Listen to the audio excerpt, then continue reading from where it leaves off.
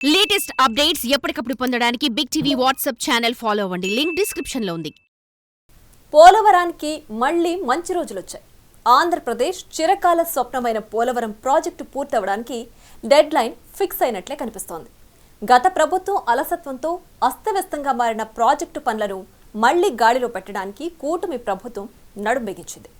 తాజాగా సీఎం చంద్రబాబు పర్యటనతో మళ్లీ పోలవరం పరుగులు పెడుతుందని అంతా భావిస్తున్నారు. మరి పోలవరం ఎప్పుడు పూర్తవుతుంది? అసలు ప్రాజెక్టులో పెండింగ్ పనులు ఏమున్నాయి? డయాఫ్రమ్ వాల్ పనులు ఎప్పుడు మొదలయ్యే అవకాశం ఉంది? నిధుల సంగతి ఏంటి? పునరావాసం మాటేంటి? మొత్తంగా ప్రభుత్వం యాక్షన్ ప్లాన్ ఏంటి? Let's focus.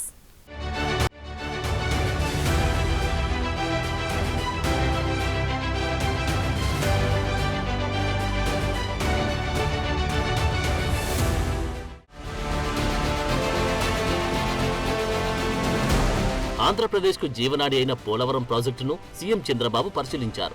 అధికారంలోకి వచ్చాక ప్రాజెక్టు ప్రాంతాన్ని పరిశీలించడం ఇది రెండోసారి. గత వైసీపీ ప్రభుత్వంలో పోలవరం ప్రాజెక్టు పనుల్ని నిలిపివేసిన తర్వాత డ్యాం నిర్మాణంలో సాంకేతిక తప్పిదాలతో ప్రాజెక్టు నిర్మాణం నిలిచిపోయింది. వాటిని సరిదిద్దేందుకు ఇప్పటికే కూటమి ప్రభుత్వం విదేశీ నిపుణుల్ని పిలిపించి రిపోర్ట్ తీసుకుంది. ఈ నేపథ్యంలో సుదీర్ఘ విరామం తర్వాత సీఎం చంద్రబాబు పోలవరం ప్రాజెక్టుకు వెళ్లి క్లియర్ కట్ గా పనులన్నీ ఎప్పుడు పూర్తవుతాయో డీటెయిల్డ్ నోట్ తీసుకున్నారు.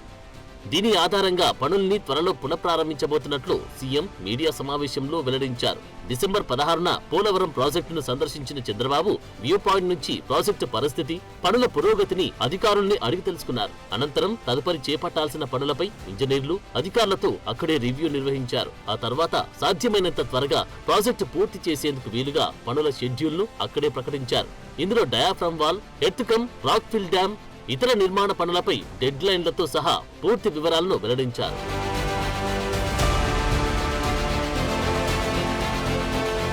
గతంలో సీఎంగా ఉండగా చంద్రబాబు పోలవరానికి ప్రతి సోమవారం వెళ్లేవారు. ఇటీవల అధికారం చేపట్టిన వెంటనే తొలి పర్యటనగా పోలవరానికి వెళ్లి ప్రాజెక్టుపై చంద్రబాబుకున్న అంకిత భావాన్ని తెలియజేశారు. అయితే నవ్యాంధ్రలో అధికారం చేపట్టిన తర్వాత చంద్రబాబు హయాంలో పనులు మూడొంతులు పూర్తయ్యాయి. ఆ తర్వాత ప్రభుత్వం మారిపోవడంతో పనులన్నీ అలాగే నిలిచిపోయాయి. దీంతో ఇప్పుడు తాజా పరిస్థితిని పరిశీలించి పనుల పూర్తికి షెడ్యూల్ విడుదల చేసేందుకు చంద్రబాబు సిద్ధమయ్యారు. రాబోయే 2 ఏళ్లలో పోలవరం ప్రాజెక్టు పూర్తి చేయాలన్న లక్ష్యాన్ని చంద్రబాబు స్పష్టం చేశారు. ఇక కేంద్రం నుంచి కూడా సహకారం అందుతున్న నేపథ్యంలో ఇది అసాధ్యం కాదని అంతా భావిస్తున్నారు. ఎన్నికల్లో ప్రధాన అస్త్రంగా మారిన పోలవరం ప్రాజెక్టును పూర్తి చేయడంపై సీఎం చంద్రబాబు పట్టుదలతో ఉన్నారు. ఇటీవల అసెంబ్లీలో సీఎం చంద్రబాబు దీనిపై క్లారిటీ ఇచ్చారు. ఎన్ని ఆర్థిక ఇబ్బందులు ఉన్నా 2027లోగా పోలవరం ప్రాజెక్టును పూర్తి చేసి తీరుతామని చంద్రబాబు అన్నారు. దీనికి తగ్గట్లుగానే నిపుణులు, సాంకేతిక సిబ్బంది సూచనలు, సలహాలతో ముందుకెళ్తున్నారు. శ్రీకాకుళం నుంచి అటు ఓల్డ్ కర్నూలు కానీ కింద వరకు నెల్లూరు వచ్చి తిరుపతి వరకు వెళ్లే పరిస్థితి వస్తుంది. ఇంకా నీటి సమస్య అనేది ఉండదు. అయితే ఈ ప్రాజెక్టు యొక్క ప్రాముఖ్యత కూడా మీరు చూస్తే 50 లక్షల క్యూసెక్స్ డిశ్చార్జ్ చేసే కెపాసిటీ, చైనాలో ఉండే అతిపెద్ద డ్యామ్ 3 గార్జెస్ డ్యామ్, దానికంటే ఎక్కువ డిశ్చార్జ్ ఇది. చంద్రబాబు గత పాలనలో దాదాపు 72% పనులు పూర్తి చేశారు. తర్వాత అధికారంలోకి వచ్చిన జగన్ ప్రభుత్వం కేవలం 3.84% పనులు మాత్రమే చేసింది. ఇక చంద్రబాబు తిరిగి అధికారం చేపట్టిన తర్వాత పనుల్లో వేగం పెరిగింది. వచ్చే సంవత్సరం గడవక ముందే 1.02% పనులు జరిగాయి. మొత్తంగా చూసుకుంటే ఇప్పటికీ 76.79% పనులు పూర్తయ్యాయి. పెండింగ్ పనుల్లో left canal, right canal, LA, R&R వంటి వాటిని సాధ్యమైనంత త్వరగా పూర్తి చేయడానికి ప్రణాళికలు సిద్ధం చేశారు. ఇక తాజాగా సీఎం చంద్రబాబు వెల్లడించిన షెడ్యూల్ ప్రకారం డయాఫ్రమ్ వాల్, ECRF డ్యాం పనులు 2 ఒకేసారి చేసేట్లు ప్లాన్ చేస్తున్నారు. ఇక జగన్ ప్రభుత్వం హయాంలో దెబ్బతిన్న డయాఫ్రమ్ వాల్ స్థానంలో కొత్త వాల్ను నిర్మించాలని నిర్ణయించారు. అయితే కొత్త డయాఫ్రమ్ వాల్ 2026 మార్చి నాటికి పూర్తయ్యే అవకాశముండగా 2025 డిసెంబర్ నాటికి దాన్ని కంప్లీట్ చేయాలని చంద్రబాబు ఆదేశాలిచ్చారు. ఇక ECRF గ్యాప్ 1 పనులు 2026 ఫిబ్రవరిలో పూర్తయ్యే విధంగా చర్యలు తీసుకుంటున్నారు. అలాగే ECR గ్యాప్ 2 పనులు 2027 డిసెంబర్ నాటికి పూర్తి చేయాలని షెడ్యూల్ చేశారు. అయితే దీన్ని 6 నెలల ముందే పూర్తి చేయాలని సీఎం ఆదేశించారు. ఇక కుడి కాల్వ పనులు కూడా ఇప్పటి నుండి 7.5 కాలంలో పూర్తవడానికి ప్రయత్నాలు జరుగుతున్నాయి. దీనితో పాటుగానే ఎడమ కాల్వ పనులకు కూడా 7.5 డెడ్ లైన్ విధించారు. మరోవైపు అప్రోచ్ ఛానల్ పెండింగ్ పనులు 2026 జూన్ లోపల కంప్లీట్ చేయడానికి షెడ్యూల్ చేశారు. అలాగే స్పిల్ ఛానల్ పెండింగ్ పనులు కూడా 2027 లోపు అయ్యే విధంగా ప్రయత్నాలు చేస్తున్నారు. పైనెట్ ఛానల్ పనులు కూడా 2027 మే నెలలోపు పూర్తి చేయనున్నట్లు తెలుస్తోంది. ఎడమ కాల్వ కనెక్టివిటీలో రెగ్యులేటర్ పనులకు 2027 ఫిబ్రవరి, ఎంట్రీ ఎగ్జిట్ ఛానల్ పనులకు 2026 ఫిబ్రవరి, ఇరిగేషన్ టన్నెల్ పనులకు 2027 ఫిబ్రవరి, బండ్కు సంబంధించిన పెండింగ్ పనులకు మే 2025, కుడి కాల్వ కనెక్టివిటీ పనులకు 2026, R&R పనులకు 2026 డెడ్ లైన్ గా ప్రకటించారు. ఇక మొత్తంగా ప్రాజెక్టు పనులు 2026 అక్టోబర్ నాటికి పూర్తయ్యే విధంగా చర్యలు చేపడుతున్నారు.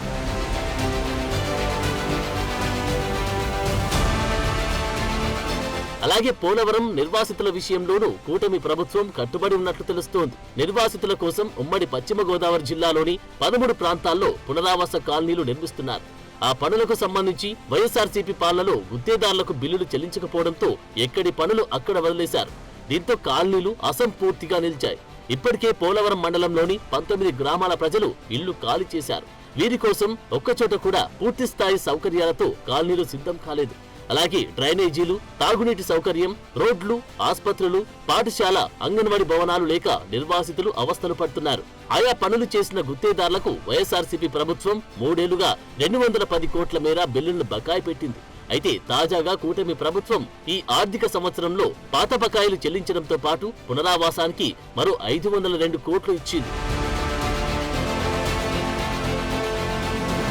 అయితే ప్రాజెక్టు నిర్మాణం కోసం గతంలో పోలవరం, కుక్కునూరు, వేలేరుపాడు మండలాల్లో 12,000 ఎకరాల భూసేకరణ చేశారు. 25,000 కుటుంబాలను నిర్వాసితులుగా ప్రకటించారు. ఇందులో 41.15 కాంటూరు పరిధిలో 44 గ్రామాలు 10,000 కుటుంబాల వరకున్నాయి.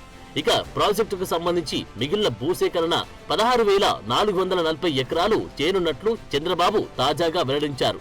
ఈ ప్రాజెక్టు పూర్తయితే ఉమ్మడి పశ్చిమ గోదావరి జిల్లాలో 17, రాష్ట్రంలో 54 మండలాల్లో 7.2 లక్షల ఎకరాల ఆయకట్టుకు సాగునీరు అందించే అవకాశం ఉంది. అయితే ఈ ప్రాజెక్టు పూర్తి చేసే క్రమంలో 12,150 కోట్లను మొదటి దశగా కేంద్రం మంజూరు చేసింది. ఇందులో ఇప్పటికీ 2,150 కోట్ల నిధులను విడుదల చేశారు. కాబట్టి ప్రాజెక్టు పూర్తి చేయడానికి ప్రణాళిక కూడా సిద్ధం కాగా పనులను వేగవంతం చేసి అనుకున్న డెడ్ లైన్ కి ప్రాజెక్టు కంప్లీట్ అయ్యే విధంగా చంద్రబాబు అన్ని చర్యలు తీసుకుంటున్నారు.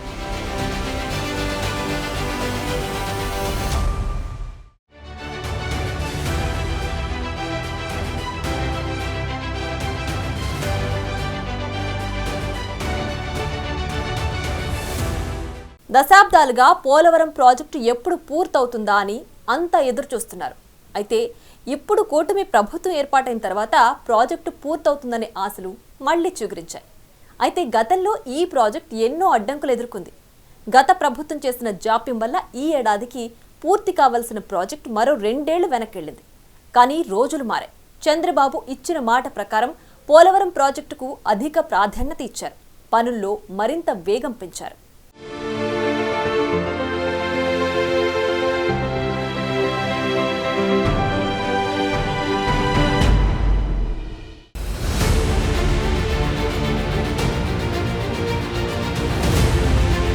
గోదావరి నదిపై నిర్మిస్తున్న అతిపెద్ద ప్రాజెక్టుగా పోలవరం ప్రాజెక్టు నిలుస్తోంది.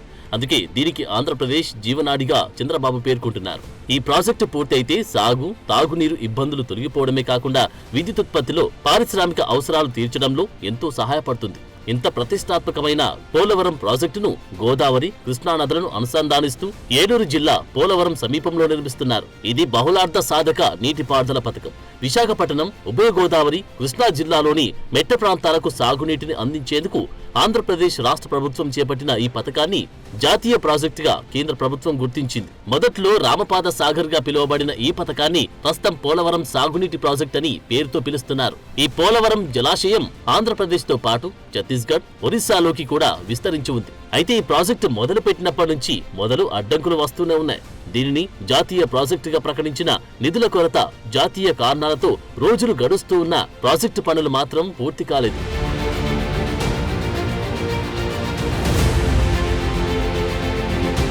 పోలవరం ప్రాజెక్టు మౌలిక స్వరూపం చూస్తే ప్రధానంగా 3 భాగాలుగా ఈ ప్రాజెక్టును చూడాలి. రిజర్వాయర్, స్పిల్వే, విద్యుతుత్పత్తి కేంద్రంగా ప్రాజెక్టు నిర్మాణం జరుగుతుంది. ఇందులో కొన్ని ఉపవిభాగాలు కూడా ఉన్నాయి. అయితే ఇందులో ప్రధాన విభాగం రిజర్వాయర్. ఇది వరద నీటిని నిల్వ చేయడానికి ఇది ఉపయోగపడుతుంది.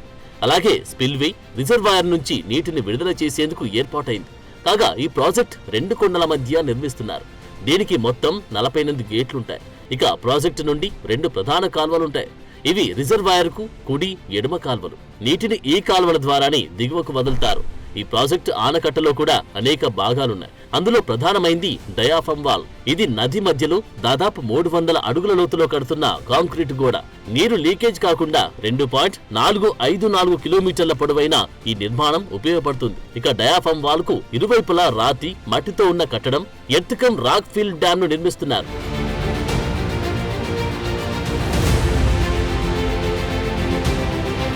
పోలవరం స్పిల్వే 48 రేడియల్ గేట్ల ద్వారా 50 లక్షల క్యూసెక్ల వరద నీటిని దిగువకు విడుదల చేసేలా డిజైన్ చేశారు. చైనాలోని త్రిగార్జస్ డ్యాం 41 లక్షల క్యూసెక్ల వరద నీటిని విడుదల చేస్తుంది.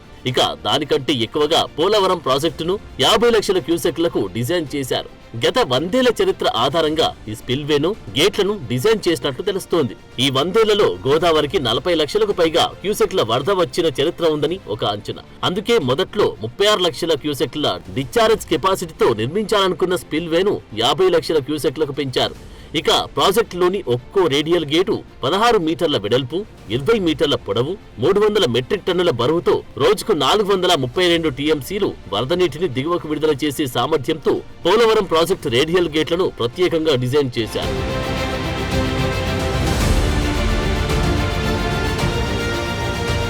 పోలవరం ప్రాజెక్టు నిర్మాణంతో ప్రయోజనాలు చాలానే ఉన్నాయి.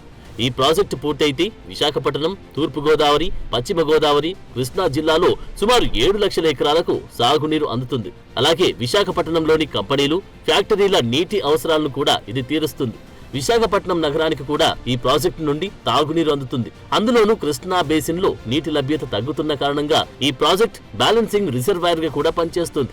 ఇంత లాభముండబట్టి దీన్ని జాతీయ ప్రాజెక్టుగా కూడా గుర్తించారు. ఈ ప్రాజెక్టును 2014లో జాతీయ ప్రాజెక్టుగా ప్రకటించారు. దీనికి 2013-14లో అంచనా వ్యయం 20,398.61 కోట్ల రూపాయలు కాగా 2017-2018 నాటికి అది 55,548.87 కోట్లకు చేరుకుంది. అయితే కేంద్ర ప్రభుత్వం మొదటి అంచనా వేసిన విధంగా 20,039.61 కోట్లు మాత్రమే తమకు సంబంధమని 2016లో ప్రకటించింది. ఈ ప్రాజెక్టు పునరావాసానికి 33,198.23 కోట్ల రూపాయలు అవసరమవుతాయని అంచనా వేశారు. కేంద్రం అప్పట్లో పార్లమెంట్లో తెలిపిన దాని ప్రకారం ఈ ప్రాజెక్టులు 2024 జూలై నాటికి పూర్తవ్వాలి. కానీ గత ప్రభుత్వం అలసత్వం కారణంగా పనులన్నీ చతికిలపడ్డాయి.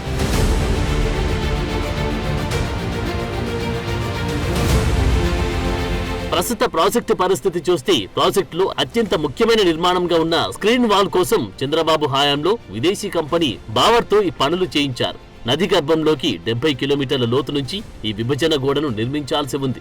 అయితే జగన్ హయాంలో ఈ నిర్మాణాన్ని వరదల నుంచి కాపాడలేకపోయారు. ఎగువ కాఫర్ డ్యాం లోని ఖాళీలను సకాలంలో పూర్తి చేయకపోవడం వల్ల ఈ డయాఫ్రమ్ వాల్ 2020 వరదలో ధ్వంసమైంది.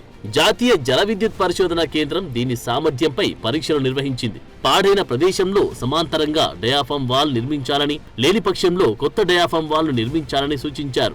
అలాగే ఎగువ దిగువ కాఫర్ డ్యాంల నిర్మాణం కూడా చంద్రబాబు హయాంలోనే కొంతమేర పూర్తయింది. తర్వాత కొన్ని పూర్తయ్యాయి. అయితే ఇందులో లీకేజీ సమస్య తలెత్తింది. దీంతో వరదల సమయంలో ప్రధాన డ్యాం నీటితో నిండిపోయే పరిస్థితి వస్తోంది. వాటి నిర్మాణం విషయంలో నిపుణుల హెచ్చరికలను పట్టించుకోకుండా అజాగ్రత్తగా వ్యవహరించడంతో ఈ పరిస్థితి వచ్చిందనే విమర్శలున్నాయి.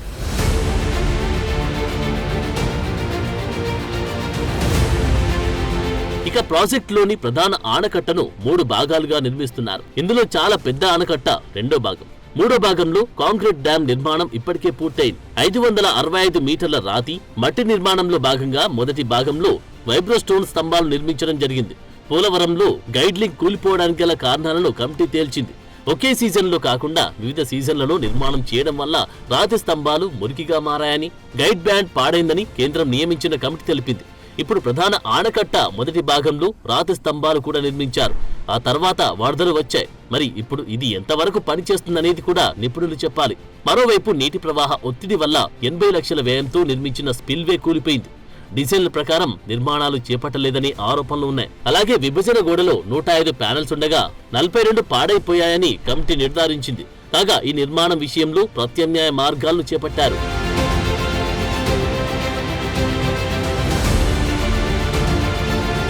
ఇంత ప్రతిష్టాత్మకంగా చేపడుతున్న పోలవరం ప్రాజెక్ట్ ఇంతకాలం పెండింగ్ లో ఉండడానికి ప్రధాన అడ్డంకి నిధులు. మొన్నటి వరకు నిధుల విషయంలో కేంద్రం రకరకాల మాటలు చెబుతూ వచ్చింది. గతంలో చంద్రబాబు హయాంలో కేంద్ర జల సంఘం 55,656 కోట్లకు ఆమోదం తెలిపింది. తర్వాత సవరించిన వ్యయ కమిటీ 47,725.74 కోట్లు సిఫారసు చేసింది. కానీ కేంద్రం నుంచి నిధులు మంజూరు కాలేదు.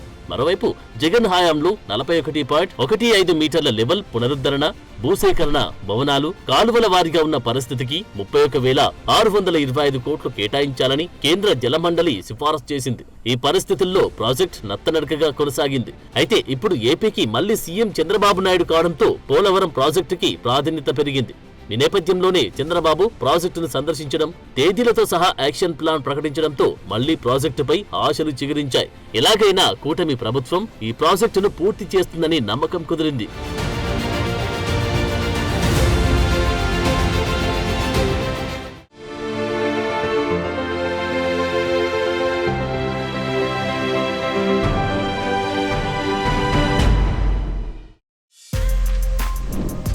For more videos like this, subscribe Big TV channel.